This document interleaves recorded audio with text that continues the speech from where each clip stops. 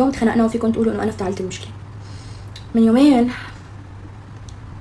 يومين ضيعت سمساري اللي انا عملته، حرفيا عملت له كستمايز من طقطق لسلام عليكم، من اي تو زي، من الدايموندز، من الالماس اللي عليه، من الالوان الالماس اللي عليه، من عيار الذهب، حرفيا كل شيء قام ضيعته. فنحن صرنا عم نحكي شهر، فقام قال لي انه شو بك اليوم مالك على بعضك وهيك، فقلت له انه ضيعت سمساري، انه نمت شلحته فقت ما لقيته، انه صار انه اتس اوكي وما عليه، اتس جست نكلس، رجعت تعملي غيره.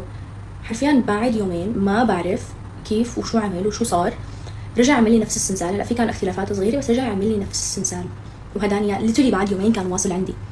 انه انا عم بطلع فيه انه كيف وشو خطر على بالك وودد، يعني شو كيف عرفت شو انه انت حافظ السمسار اللي انا لبسته، هاو ثوتفul، شو انه يعني شو انه حبيت الفكره اكثر من انه حبيت القطعه اتسلف.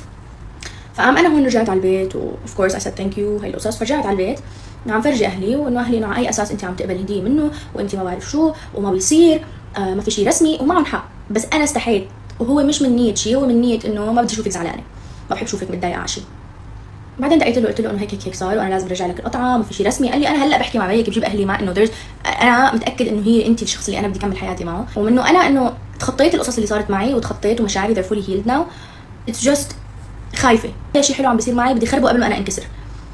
فما بعرف صرت حركش وانا بعرف حالي، صرت حركش لبين ما انه ضايقته، وكل اللي عملته مثل كانه ما اعطاني رده فعل قويه، انه خلص شو انه عادي، يعني عرفت رده فعله كانت عادي، وانا كل ما اشوف انه عادي وعم يحكيني باسلوب حلو انه ليه عم تعمل معي هيك، انه مين بعتك لعندي.